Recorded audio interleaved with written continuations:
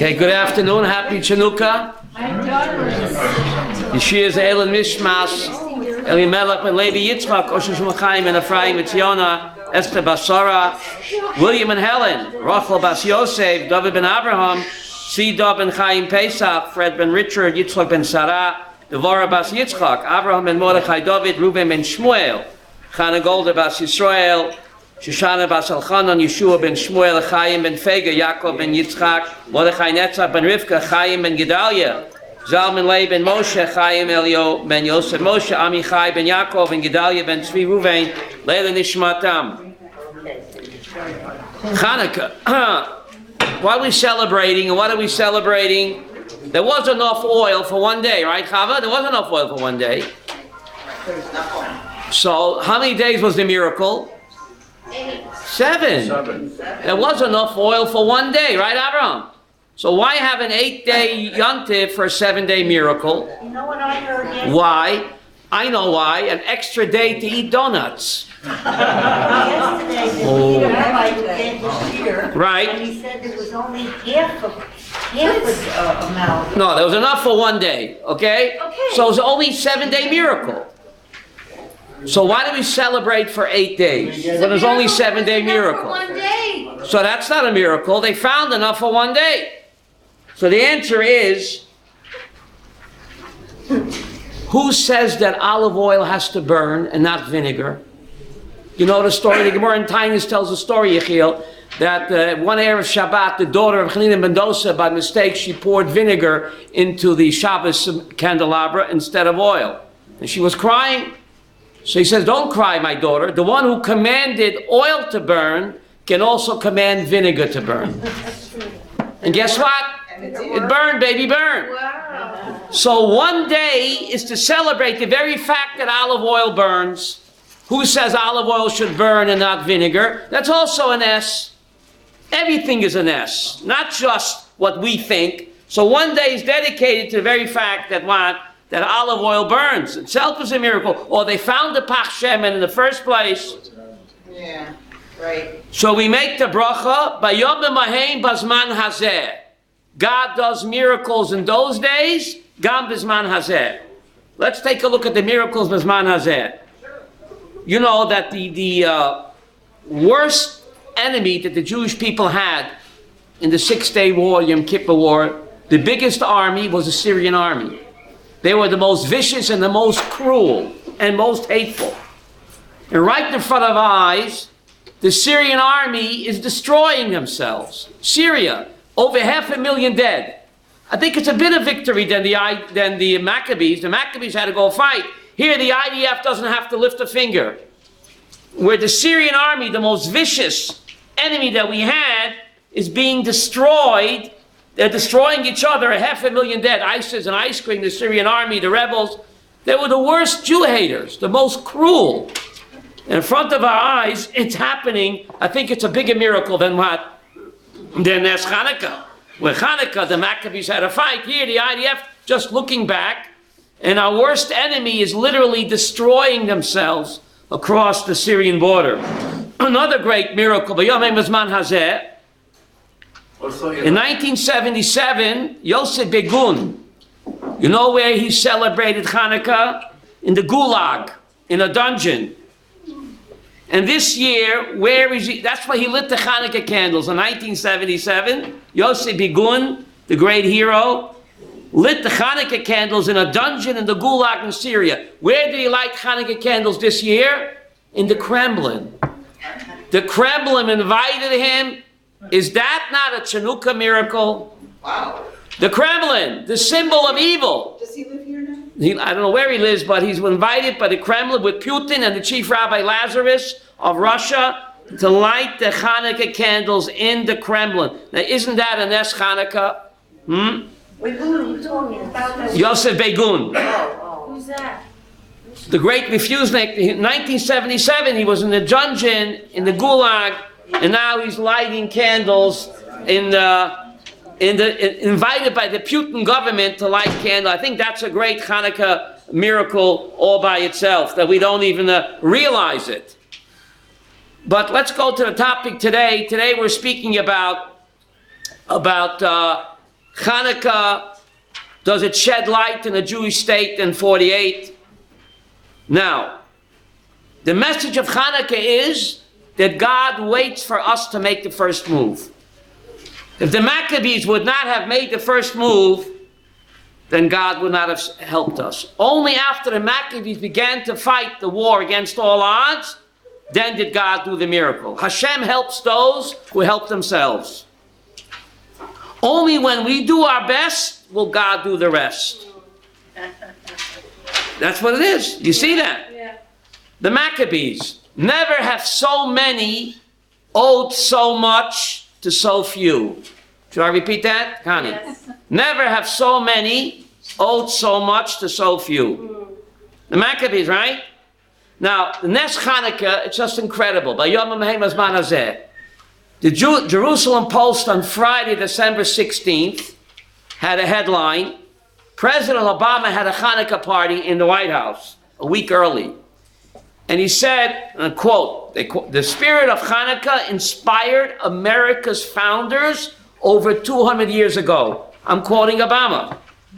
George Washington himself was inspired by the Chanuka lights after seeing a soldier of the Continental Army light a Chanuka menorah in the snow of Valley Forge. And it gave George Washington courage to fight on against all odds, like the Maccabees. I'm quoting President Obama, Friday, December 16th in the Jerusalem Post. Yeah. So according to Obama, the United States owes its independence to Chanuka. I'm not making this up, Chava. That's what Obama said. Washington was ready to throw in the towel. Outnumbered, outgunned, it's freezing in the Valley Forge snow. He saw one of his soldiers light a menorah in his tent. He said, "What are you doing?" He says, "Chanuka, the miracle against all odds." So Washington said that inspired him not to give up the fight. That means, according to Washington and Obama, the United States of America owes its independence to Chanuka. That's pretty amazing. You didn't know that. In the Al Anissim, we say that the Greeks wanted lahashkicham Toratecha. They wanted to make us forget your Torah. What does that mean? We know it's God's Torah. Should have said lahashkicham Torah. What's lahashkicham Toratecha? They wanted to forget your Torah. Well, whose Torah is it, Yechiel? I know it's God's Torah. So why do we say that? The Greeks were not against Torah. You study Torah, philosophy 101, theology 101, science 101. It's all in the Torah. But to forget that it's God's Torah. It's a science, it's a wisdom. But to forget that it's God's Torah, that's what they wanted us to forget. What do you mean forget? You should have said levatel Torah. Why do we say lashkicham Toratecha? To forget the Torah. Why not levatel et Torah? Yuri, ask Rabbi Yeris this question. They say they wanted to cancel the Torah. Not to cancel, to forget. Study Torah. But forget that it's God's Torah. It's a science, theology, philosophy. To forget the beauty of Torah. To distort the Torah.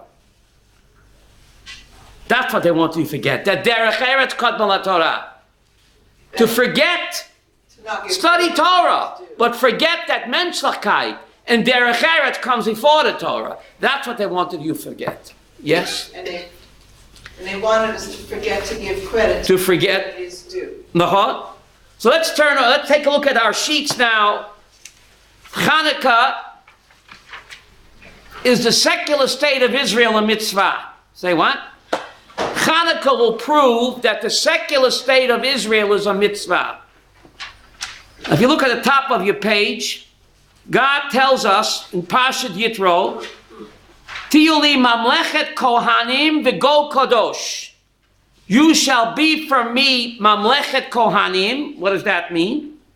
A kingdom of priests, v'go kadosh. So the Balatanya asked the question, Normally, in Hebrew, you don't switch tenses, Mickey, in a sentence. God knows Hebrew. So why does he start off, Mamlechet Kohanim? Sarah, that's in plural. And he goes to Goy Kadosh. Mamlechet Kohanim is plural.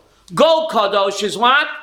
Singular. Makara, that's against Ulpan 103. Says the Balatanya. You're sitting down, Chava?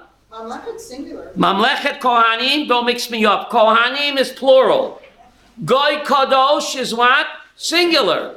You don't switch tense in the middle of a sentence. What's the message? Are you sitting down for this? Says the Balatanya. Ladies, if you don't fasten your seatbelts, you'll fall off your chair, Connie. Says the Balatanya, not me. Mamlechet Kohanim. That's in the plural. That's speaking about men. Men, they need a minion. They need a minion.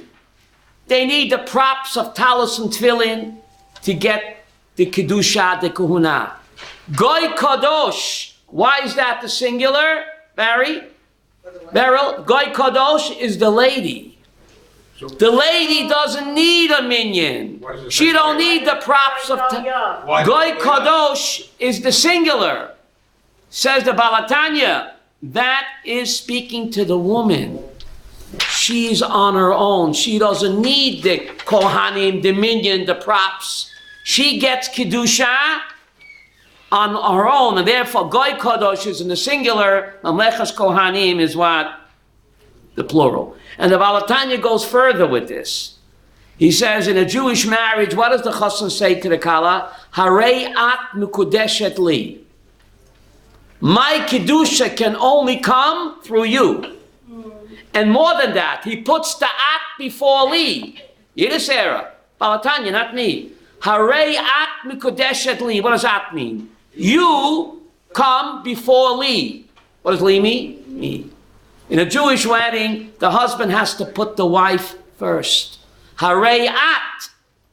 First, it's all about you, and only later it's about li. Pretty amazing. But anyway, over here, the Torah is telling us that to become a holy nation and a kingdom of priests, this was said right before Kabbalat HaTorah. You check out Pashat Yisro, this was said before Kabbalat HaTorah. So a precondition for Matan Torah is to establish what? A Jewish state. A Melucha. A kingdom, which today is a government. Torah is telling us here in the first source, a precondition for Matan Torah is to establish a Jewish state. Wow. That's what it says here. Current event. Current events, right? Now, if you look at number 3, Maimonides gives us over here the background of the Chanukah miracle. He says, Babayit Sheni, in the second temple, Kishamolchas Yavon, they made evil decrees against Israel. I'm reading source number 3. And they canceled their religion and wouldn't allow them to study Torah. And they stretched out their hands against Jewish money and Jewish women, right? And they defiled the temple, and they oppressed the Jews until what? HaKadosh Baruch Hu had Rachmanis on them, and the Bnei Chashvenoim Kahanim Gedolim, V'emidu Melech min HaKohanim, I'm reading the end of the paragraph, they set up a Melech min HaKohanim, V'chozo Malchus Yisrael Yoter al Matayim Shana Char B'Sheni. They restored Jewish kingship another 200 years till Chorban Bayis Sheni. The second temple stood for 420 years. The Chanukah miracle took place in the middle of Bayis Sheni. So after the miracle of Chanukah, the temple continued to stand for another 200 years. Now, if you look in Tractate of Avodah Zarah, the Chashvenoim reigned 103 years. And they had 11 kings. Tractate of Avodah Zarah, page 9, says that the Chashvenoim dynasty lasted 103 years, and they had 11 kings, and after them came Hurdus. Hurdus reigned after them, Herod, until the Chorban Bayis Sheni. And the next source, because Yugavra Yisrael Arveim, when the Jewish people became victorious over their enemies, which was the 25th day of Kislev, which is when? Today. They entered the Heichel, and they didn't find only one pitcher of oil. Was not enough to light Yom Echad Bilvad, and it lit Shmona Yomim until they're able to procure fresh olive oil. So it took 7 days because the Kohanim were all Tomei Meis. And Tomei Meis, whatever you touch becomes Tomei. So therefore, only on day number 8, after the Kohanim had spritzed themselves with red cow ashes and went to the mikveh, were they able to what? Make the oil. So therefore, the miracle lasted until day number 8. Okay? Now, so what's he telling us over here, the Rambam? So he's giving us the background about Chanuka. Now, all of the Maccabee brothers were killed in the wars. All of them. All of the Maccabee brothers were killed in the wars. And Yanai, Alexander Yanai, he ruled after his father Shimon. The last of the Maccabee brothers to be killed was Shimon. There were 5 brothers, right? The last was Shimon to be killed. And then after him, Yanai ruled after him. Now, were the Maccabee kings Haredi? The Maccabee kings persecuted the rabbis. They themselves were part of the Hellenized system. They persecuted the rabbis. In fact, Yanai HaMelech killed out the Chachamim. Can you imagine that? A son of Shimon Maccabee, Yanai HaMelech, persecuted and murdered some of the Chachamim. And yet we still, what? We still say Hallel. And we thank Hashem for the miracle. Why? The temple didn't last. The Maccabees themselves went against halacha, because the Ramban tells us in Parshas Vayechi, why were the Maccabees punished? They did such a great miracle, they restored Judaism, and yet they were all killed out. So the Ramban tells us in Parshas Vayechi, there's a posuk La Yosef Shevet Yehuda, that the kingship is not allowed to depart Yehuda. So when the Maccabees took over the kingship, they should have turned over the reins of the Melucha to whom? To Shevet Yehuda, but they refused. So therefore the Ramban says they were punished, that all of the Maccabee brothers were killed out. And therefore Mashiach didn't come. You would think after the Nes Chanukah, such a great miracle, Mashiach should come. How come Mashiach didn't come? Chabad says because the Rebbe was not born yet. But seriously, Sam, that was the time to come. The answer is because the Maccabees went against halacha.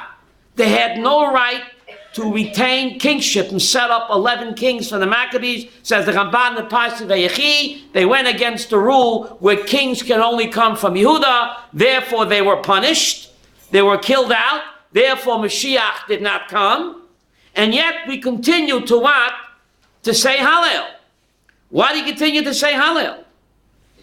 They went against halacha. The temple was destroyed anyway. Why do you continue to say Hallel for? Why, Chava? Why? I think because we still say Hallel because for 1 minute we actually got it. Yes. Right? We'll always have Paris. Who said that? Got it. We'll always have Paris.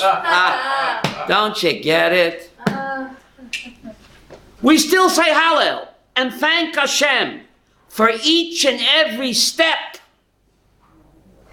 in a long and winding road to the final Geula. It's a step. It's not the end game.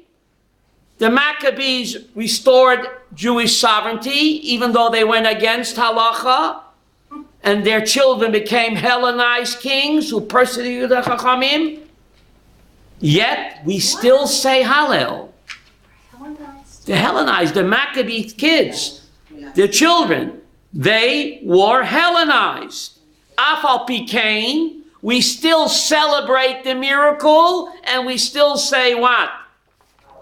And we still say Hallel. Proving that what? That the secular state of Israel is a mitzvah, because the Maccabees set up a secular state. People don't know that. I want to shock you. The very fact that they didn't hand over the rules of kingship to Yehuda, says Nachmanides, was a terrible sin on their part. And yet we still say Hallel. And their children were completely Hellenized. Worse than Meretz. And yet we say Hallel, Sarah. That means that we should say Hallel on Yom HaTzmaot. Chanukah sheds light in the Jewish state in 48. No matter what type of government we have, even if it's secular, the very fact that there's Jewish sovereignty in the state of Israel, even against halacha, you say Hallel. What's the proof, Yehuda? Chanuka. Chanuka. We still say Hallel and thank Hashem for each and every step on the long and winding road to the final Geulah. And we see in front of our eyes our worst enemy, as I said, Syria, our worst enemy, the most cruel enemy, are destroying each other in a civil war. Chava, we're rooting for both sides. In Syria, who are we rooting for? Beryl, who are we rooting for? They should both be victorious. Right? The rebels, ISIS and ice cream, the Syrian army, just keep on destroying yourself, and you're doing the job for us. So we do have the Chanuka miracle in front of us. You look at source number 4. You see that? Source number 4, Devarim. When you come into the land of Israel, Hashem gives you Soim Tosam Alecha Melech. There's a positive mitzvah. Source number 4. I think it's underlined, isn't it? There's a positive mitzvah to appoint a king. Now, a Haredi king, now maybe that's why certain yeshivas don't study Tanakh. If you look in the book of Kings, most of the kings of the Israel were very far from Haredi. Most of the kings of Israel were not Haredi, but were idol worshippers. Yes, maybe that's why we don't study Tanakh in yeshiva. Shh. Tell it like it is. Most of the kings of Israel are idol worshippers. And yet there's a mitzvah to appoint a king in Israel, even though he's not a Haredi. And Rav Kook said, whenever you vote for a prime minister in Israel today, you're doing the mitzvah of Soim Tosam Alecha Melech. Every time you go to the... Rav Yehuda Kook, that's how. See Yehuda Kook. Every time you vote for a prime minister in Israel, even though he's not Haredi, you're doing the mitzvah of Soim Tosam Alecha Melech. Rav Kook brings a raya from the book of Kings, where most of the kings of Israel were not from at all, and yet the mitzvah still stands. So, we see that the secular state of Israel is a mitzvah. And whoever doesn't say Hallel on Yom HaTzmaot should not say Hallel, Connie, when? Today. It's just 2 and 2, yes? What about King David? King David, okay, there are exceptions. King David, Solomon, Yehoshaphat, there were Asa, there were righteous kings. But most of them, especially from the Aseres HaShvatim, were idol worshippers. There's no cover-ups in the book of Kings. And yet, the mitzvah still stands. Soim Tosam Alecha Melech. And as I said, the Maccabee kings themselves, their children were all Hellenized. And yet, we still say Hallel. So, if the Haredim don't say Hallel on Yom HaTzmaot, they should stop saying Hallel during what? During Hanukkah. But some people say, don't confuse me with the facts. Okay? Now, Hanukkah, the Rambam says, is the most precious mitzvah of all the mitzvot, which is very strange, because it's not even a Torah mitzvah. He says, Hanukkah mitzvah chaviva ad ma'od. The most precious mitzvah that we have, says Rambam, is Hanukkah, which is strange. It's not even a Torah mitzvah.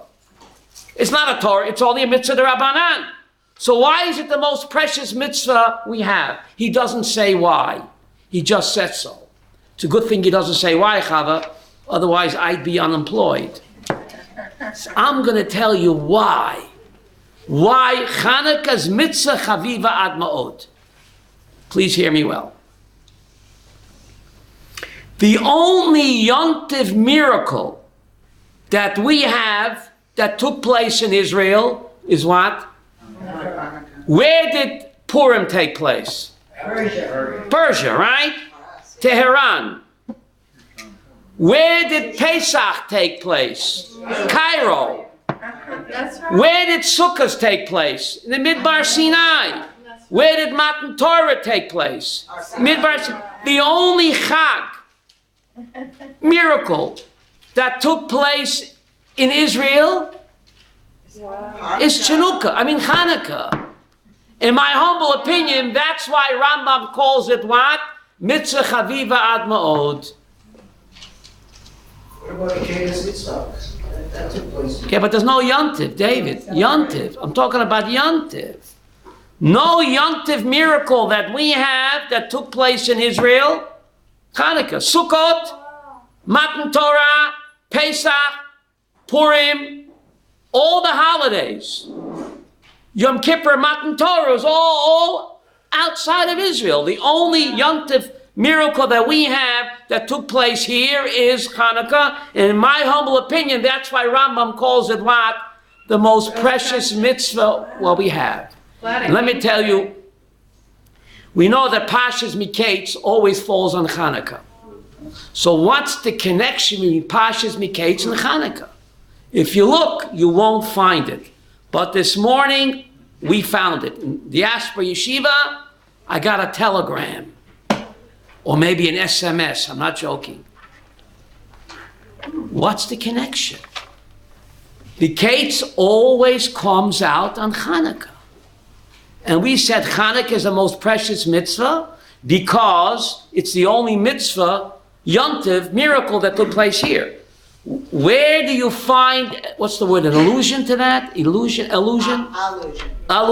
Yeah. In the Parsha. So if you look, you won't find it, but we found it in the yeshiva this morning. Thanks to divine inspiration. Yaakov tells the brothers, they're on the way down to Egypt, right? He says, take a gift to Tutankhamen. He didn't know it was Joseph. Take a gift to Tutankhamen, maybe what's his name, Ramesses. He says, Chu Mizmirat Haaretz. Or Mizimrat Haaretz. How do you read that? Chu Mizimrat Haaretz. Mizmirat Haaretz. Take from the song of the land. Chu Mizmirat Haaretz. Or Mizimrat Haaretz. Two ways to read that. What do you mean, take from the singing of the land? So Rashi quotes Onkelos. You're supposed to sing about Eretz Yisrael. Yaakov was teaching his kids, you're going out to Cairo. Don't forget to sing that you have the privilege to live in Eretz Yisrael. Chu mezimrat haaretz. Take along the song of the land. So Rashi quotes Onkelos. A Jew in Israel should always be singing. Never he has to go to Cairo, he has to go to Borough Park for whatever. But never stop singing that we have the schus to what? Live in Israel. So this is the connection. Pashas Miketz, always Chanukah, sing that we live in Israel, the most precious mitzvah, because it's the only miracle that took place in Israel. That's one reason why Rambam calls it the most precious mitzvah of all. Of course, there's another reason. One down, 69 to go. Beryl, right? How many letters are there in the Ten Commandments? 620. If you don't believe me, you can count. Why? Every letter in the Ten Commandments represents a mitzvah. There are 613 Torah mitzvahs, and there are also 7 rabbinic mitzvot. Even the rabbinic mitzvot are represented by a letter in the Ten Commandments. What's the last? So 620 is gematria keter, right? You know the keter in Hebrew? Crown. What's the last of the 620? Hanukkah. The 613 mitzvahs were given at Sinai. 7 rabbinic mitzvot. I'll give you the order. Number 1, to make an eruv on Shabbos. That was a rabbinic mitzvah by King Solomon's court. To make an eruv on Shabbos is a rabbinic mitzvah. Netilat yadayim, before you eat bread, is a rabbinic mitzvah made by Solomon's court. To make brachot, rabbinic mitzvah. You counting? 3. Nerot Shabbat, rabbinic mitzvah, Solomon's court. You counting? How many? 4. Number 5, to say Hallel on Yontif. Number 6, Purim. And the 7th rabbinic mitzvah chronologically is Chanuka. Hanukkah. It's the last of the mitzvot. It completes the Keter. And we know in Judaism, Achron Chaviv. Yechiel. That's why the Viennese table always comes after the meal. Achron Chaviv. So since Chanuka is chronologically the last of the 620 mitzvot, it completes the Keter. Therefore, Rambam calls it mitzvah chaviva ad ma'od. It's the most precious mitzvah. It completes the Keter. Now, interesting. You light the Chanukah candles. What bracha do you make? Asher kirshanu mitzvaysav etzivanu. God, you have commanded me to light the Chanuka candles. The last time I checked in the Torah, God never commanded me, Avram, to light the Chanuka candles. Before you light the Friday night candles, what do you say? Same thing. God, you commanded me to light the Friday night candles. Last time I checked, it doesn't say anywhere in the Torah to light the Friday night candles. Before you wash Netilas Yadayim, God, you commanded me to wash for bread. Before you make an Eruv on Shabbat, in order to carry Yehuda, you say, God, you commanded me to make an Eruv. The last time I checked, it's nowhere in the Torah. So Talmud in Shabbos 23 says, isn't it a bracha levatala? How can I light the Chanuka candles and the Friday night candles? How could I say, Asher kirishonu b'mitzvaysav etzivanu? God, you commanded me in the Torah to light the Chanukah candles or Friday night candles. Where did he command me? So the Talmud says, Devarim 17:11. Devarim 17:11 says, do not turn away, right or left, what the rabbis tell you. Whatever the Chachamim tell you to do, Devarim 17:11. Wow. So if the rabbis tell you to light Chanukah candles or Friday night candles, David, you're doing a Torah mitzvah. Very strange. The Rambam says a rabbinic mitzvah is a twofer. Isn't it? It's strange. When you're putting on tefillin, you're doing what? Torah mitzvah 1. But every time you do a rabbinic mitzvah, says Rambam, it's a twofer. You're doing the rabbinic mitzvah of lighting candles, but you're also doing Deuteronomy 17:11 that says what? Doesn't say light the candles, but it says listen to the rabbis. So Rambam has a tremendous chiddush, Sharona, that when you do a rabbinic mitzvah, it's twice as good. Jews love bargains. Buy one, get 2. I'm joking. So tonight, when you light your Chanukah candles, you have to have in mind, Yechiel, you're doing the rabbinic mitzvah of lighting Chanukah candles, and you're doing Deuteronomy 17:11, which says, listen to the Chachamim. It's a twofer. About threefer. What? About threefer. Why? Because it's the mitzvah of Hanukkah as well. No, I just said, mitzvah Chanukah is the Rabbanan. Yeah. The rabbis made up Chanukah, which includes lighting the candles. But the candles are a separate mitzvah. No, it's not. No? Chanukah, the mitzvah is the candles. The mitzvah is the candle. The donuts are not a mitzvah.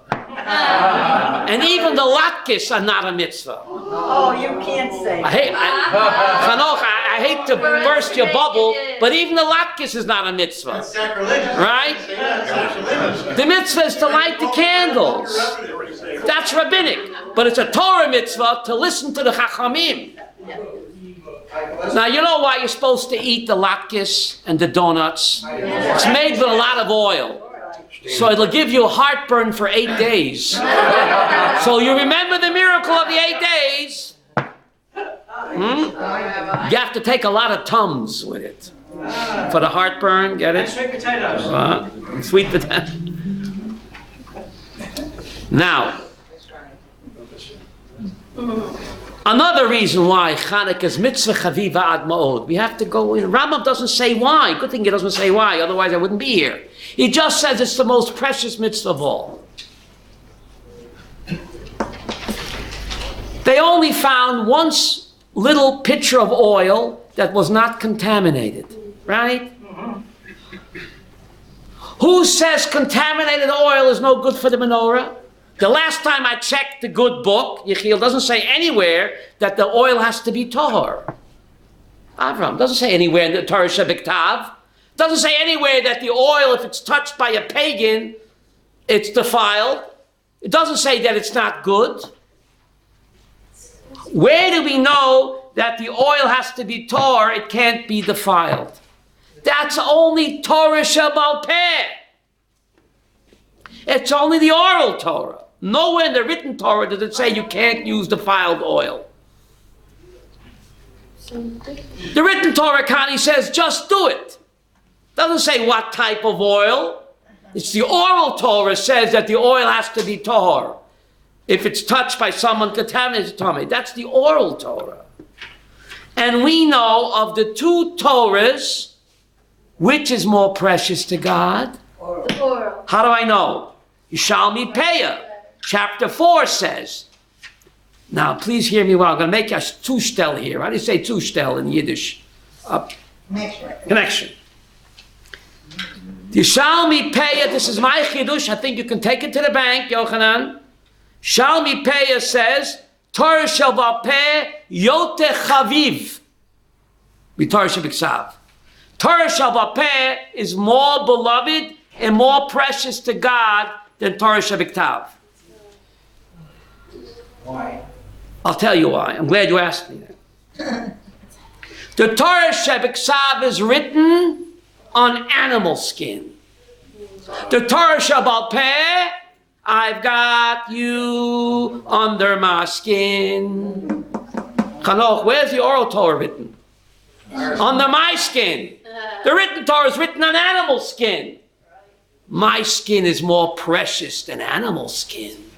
Therefore, Shalmi Peah Perik Dalet says, Torah shel Peh yote chaviv b'Torah shel Ksav. Use the word chaviv. And the Rambam tells us, Mitzvahs Chanuka chaviva. I'm making a connection. This is my chiddush. I think you could take it to the bank. The Rambam says, Ner Chanuka mitzvah chaviva ad ma'od. And Yishalmi Peah says, Torah shebiksav yote chaviv. Chanukah is all about Torah Shebal Peh. There's nowhere in the written Torah that says you can't use defiled oil. That's only Torah Shebal Peh. So since the Torah Shebal Peh is Yote Chaviv, therefore the Rambam calls Chanukah Mitzvah Chaviva Ad Ma'od, the most precious mitzvah of all. Now, according to Kabbalah, there's a pasuk in Tilim Kuf Lamed Bet. In English, it's 132 Psalms. King David lived centuries before Chanuka, right? Yet he says in Psalm 132, Orachti ner limshichi. I have prepared a candle for my Messiah. King David's talking about himself. Psalm 132, Orachti ner limshichi. I have prepared a candle for my Mashiach. Says the Kabbalah, the Bnei Yisachar Mayelta Zayda, he wrote a Kabbalistic work on Yom Tov. King David is speaking about Eze Ner, Mickey. Which Ner is he talking about? Chanuka. But Chanuka is not going to happen for centuries. But when a prophet, to him past, present, and future is what? So according to Kabbalah, every time we light the Hanukkah candle, we are bringing the light of the Mashiach one step closer. Orachti ner lemshichi. Each and every ner brings the hidden light of the Mashiach one step closer. Wow. The ner of the Hanukkah represents the ner Hashem Nishmat Adam. There's a pasuk in Mishlei, Reb Yaakov, ner Hashem Nishmat Adam. What does that mean? The candle of God is what? The soul of a human being. I'm a soul man. Or in Hebrews, Gematria 207. Or in Hebrew is Gematria 207, and Hebrew Raz, secret, is also Gematria 207.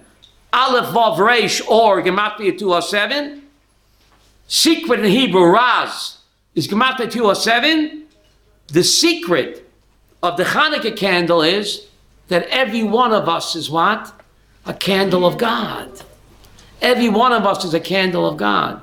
You ever hold a candle, Avram? You hold a candle upside down. Try it. The flame will what? Always go up. The flame will always go up. So you have to have in mind that when you're lighting the Hanukkah candle, you are what? Light my fire, and you're bringing the Ora Ganuz of Mashiach one step closer. Now, if you look at the menorah, I think I have a picture of the menorah here. Or where did I put it here? Where is my the picture for the menorah here? Here it is. If you pass it around, you see the shape of the menorah.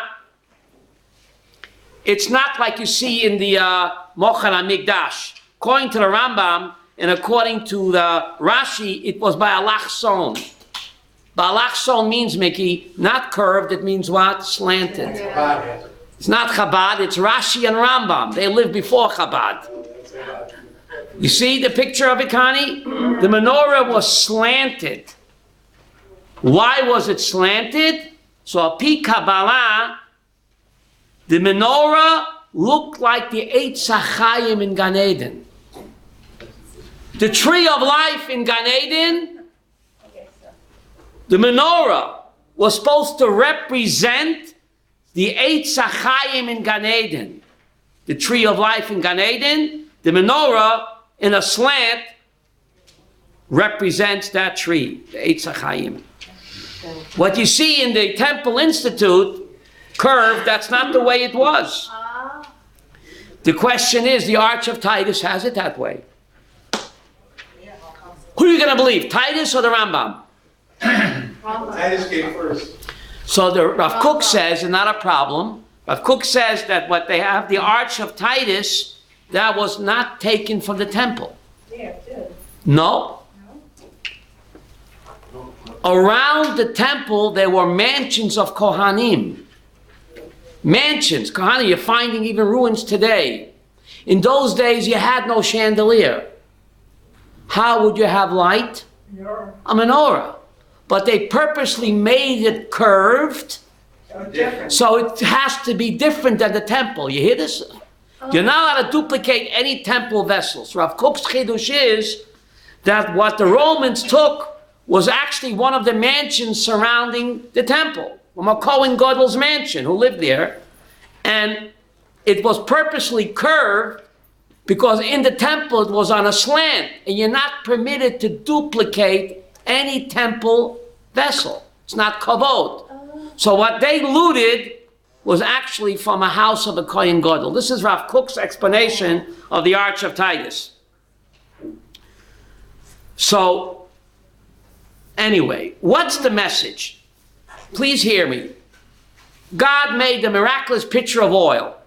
The entire temple service was canceled. There was no incense, there was no korbanot, there was nothing. Why did God choose to manifest? Why did God choose to manifest his miracle with the shemen? You know, the menorah service was not the highest service in the Mikdash. The incense offering was much more holy. There was no incense either. So why did God choose Dafka to manifest the miracle by finding a pitcher of oil? Why not a little pitcher of incense? There was no incense either. There was no lechem upon him either. There was no carbon tumid either. Those are greater services than the menorah. What's the big deal about the menorah? You can repeat it every year. What about ketoret? What am I, chopped liver? There was no incense either. And God didn't make that appear miraculously. What's so special, David, about the shemen? It's made in Israel. Made in Israel. The Ketorah is also made in Israel, the incense. Next slide. Shemen. Shemen, the Greeks outlawed the Torah. but they zeroed in on 3 mitzvot to make it capital offense. Which 3 mitzvahs did they zero in? They made it a capital offense to keep those 3. Shabbat. Shemen. Shemen stands for FBI, CIA, or NYPD, Beryl. Shemen. The Shin stands for Shabbat. The Mem stands for Mila. And the Nun stands for Nida. What's the acronym? Shemen. The Greeks were very smart, evil genius. Why did they focus on these 3 mitzvot to make it capital punishment? If you want to sum up Judaism in one acronym, CIA, FBI, it's Shemen. Shabbat, Mila, Nida. Shabbat represents Kedushat Hazman. When we light the candles on Shabbat, we're sanctifying time. Shabbos is about time can be holy. Kill time, waste time. Shabbat symbolizes that we can sanctify time. Mila Nida symbolizes Kedushas Haguf. Not just the soul is holy, but the body can be holy. What? The body is holy? The body is a sex object. What do you mean the body is holy? These 3 mitzvot sum up Yahadut. Shabbat, we can sanctify time, and through the mitzvah of Mila Nida, we can sanctify not just our neshama, but the guf. If you can stamp out those 3 mitzvot, Beryl, chas v'sholem, the whole Judaism goes down the drain. So therefore they zeroed in on these 3 mitzvot. So Kodesh Baruch Hu manifested the miracle on the Shemen to prove that what? That this was a war, not for conquest, not for booty, not for spoils. It was a war for Shemen. It was a holy war. Get it? Yeah. A war to preserve Judaism. Shabbat, Mila, Nida. Where is Nida mentioned in the Torah? In Parshas Mitzorah. I know you're going to ask me that, but I'm prepared. In Parshas Mitzorah, the mitzvah of Nida is mentioned there.